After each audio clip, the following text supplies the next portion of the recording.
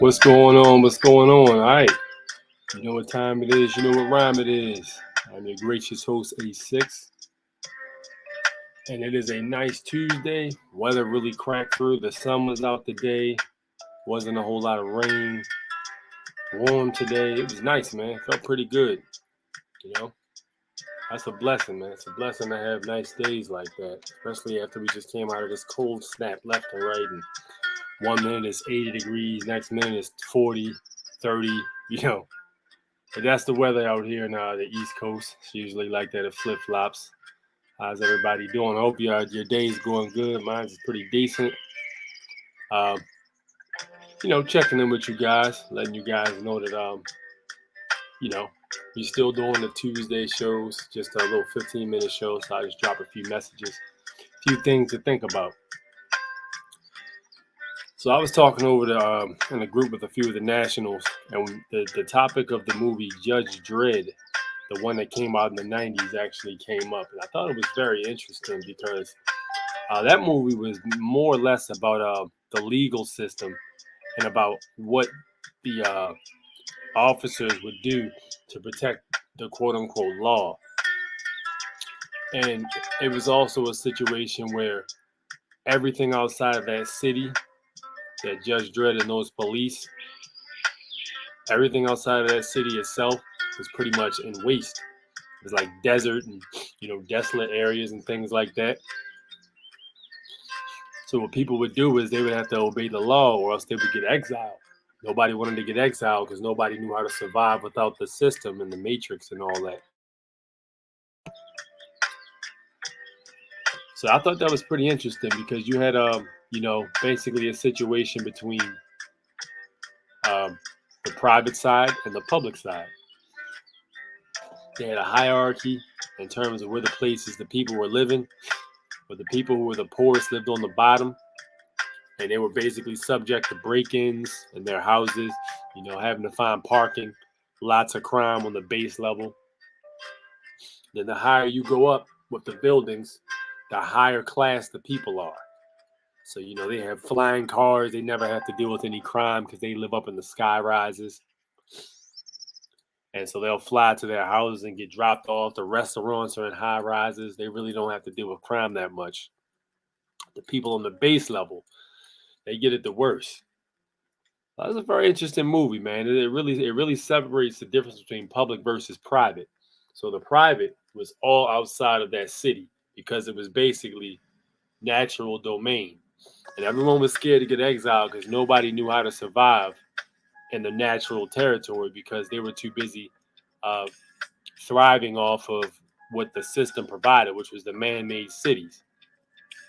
That's reminiscent of what we deal with right now. A lot of people are afraid to tune back into nature. Like, how many of us have gone camping, and the people of color community? That's not something that's very common. It's more or less found in the Europeans. They'll do more camping and things like that, and hunting. I really wish there'd be a situation where indigenous, so-called AKA black people, would get back into that type thing. I know I want to get into it myself. So, tap back into nature, man. Tap back into natural remedies and things like that. With these fake food shortages going on, you might find yourself out there trying to hunt again. That could be a case. I went up to I think I was in New Jersey I think it might have been 2 years ago, man. Maybe it was last year. But I was in New Jersey. And, man, I went to a Bass Pro Shop out there. And a damn crossbow was only like $80. I was surprised. I thought it would be more than that. But you can buy a crossbow for $80, man. Take some lessons, get proficient with it just in case you needed to hunt. Good idea, good thought there. Learn which plants to pick. There's some books you can grab on the ancient ways of what the people used to do on the land before there was actually a whole lot of industrial places to buy food from, and medicines, certain remedies you can use and make out of plants, ways to store your meat without using a refrigerator. There's actually a technique you can do. I think it's, I got to read the book again, but there's the one I remember. There's two I remember. There's the SelfFeeding Fire furnace that you can actually use and create yourself without having to use an actual machine. And then there's actually a way to store your meat, even if it's hot outside. It'll keep the meat preserved.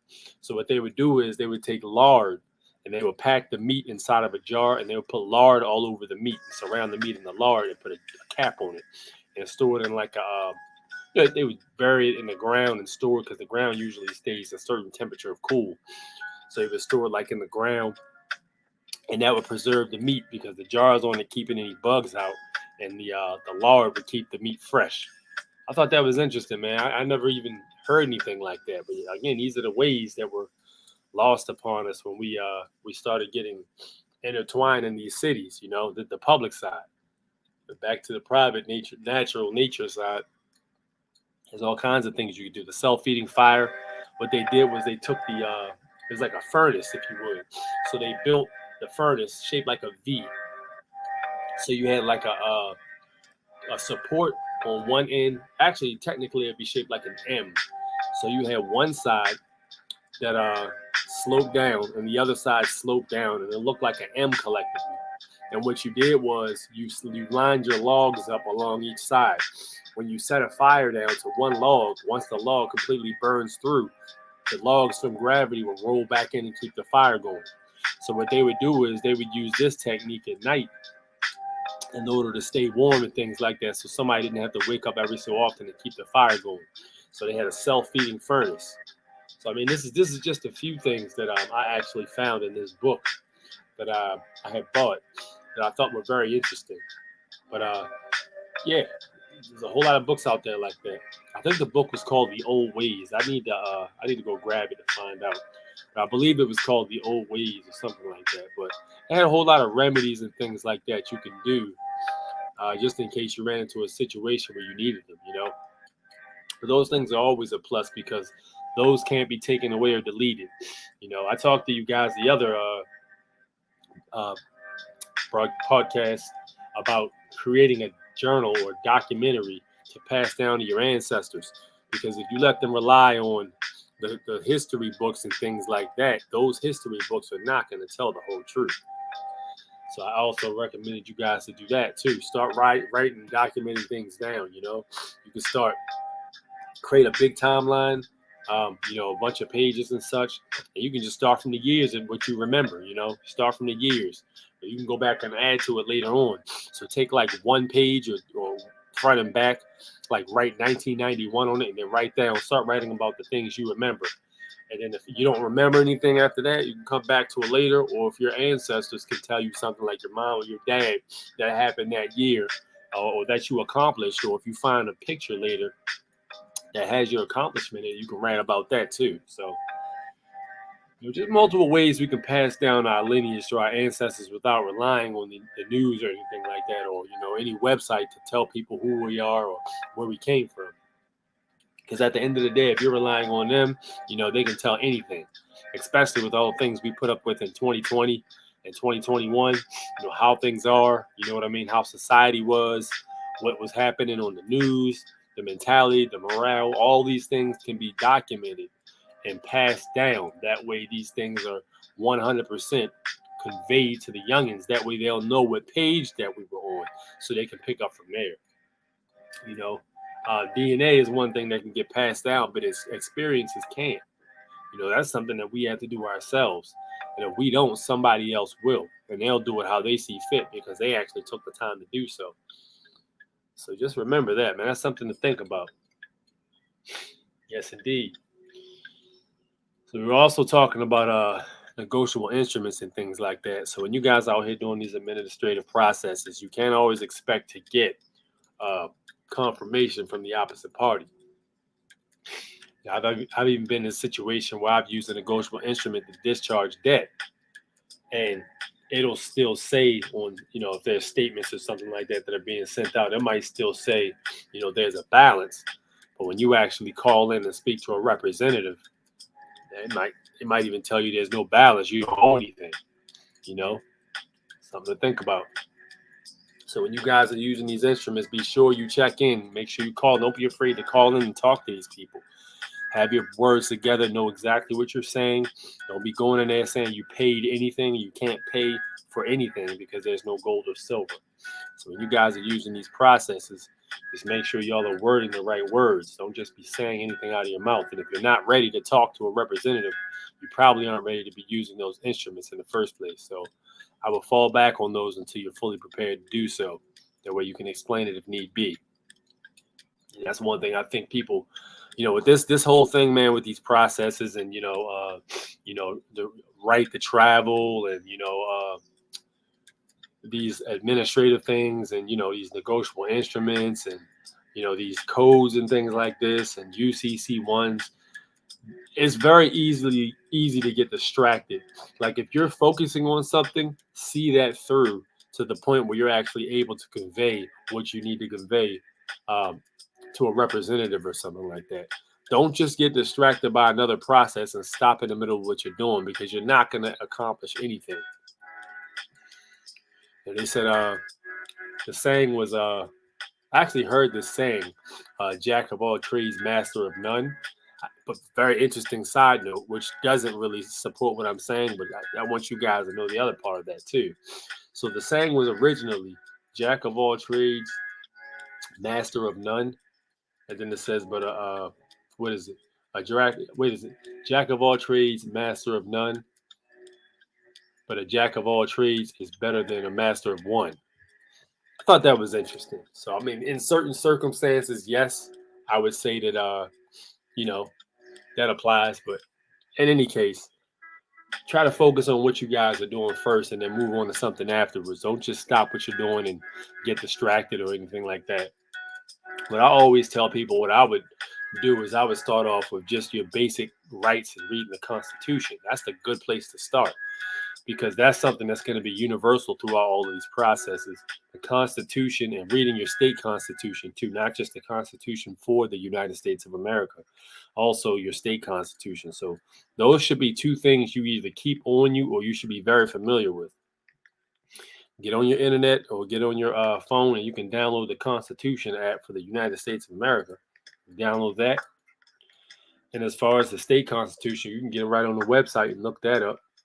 Right on your state website, it'll have the Constitution on there. You'd be surprised what's in there, man. There's a lot of good stuff in those state constitutions that you can really, a lot of these situations you people are going through, man, you really can nip these in the bud with some of the things you read, because a lot of policies and ways to execute and, ways to go about doing things, they do not do right at all. I read the Maryland Constitution and I was blown away. So don't get distracted too easy. Make sure you start off basic. Don't try to do something super advanced and work your way backwards. You want to make sure you get a full grasp of what you're doing and then move forward from there. That actually happened to me when I first started. It just started getting overwhelming. But I had to slow down and just realize that there's a lot of stuff and there's plenty of time. You can get to something later, and pick up as many pieces as you need for whatever lifestyle you have. So I would say, when you have a lifestyle the way you're living, try to learn as much as you can to help supplement that lifestyle with whatever you're doing. Don't let it be a situation where you start to do something completely different from your day to day just because, you're doing this new thing here. Prime example, I was talking to Finest Thing Walking, and he was saying that, if you have your passport as an American national, and you're not the type that needs to be bearing arms or something like that, or you don't usually do it, if you're not already the guy that's going to bear arms against the legalities and such, then you probably should just fall back until you're ready to defend it, because you might have to, because you might end up in front of a judge. Very interesting piece of information. He said, I agree with that, though. But if you're out there and you gotta have it anyway, just because that's how you living, then hey, by all means, but just be prepared for anything, because it can happen. You know how these people are, man. A lot of these dudes don't even read the Constitution that they swore to uphold. They don't even know what the Constitution is. They couldn't even tell you what amendments 1st, 2nd, and 3rd are, not let alone the 4th, which is the one they probably violate the most. But absolutely. So that's the message I had to drop to you guys today. We will be live and direct Sunday, 9 p.m. Eastern Standard Time. Thank you so much for tuning in. It is A6, the Foreign National Born Natural. I will holler at you then. Peace.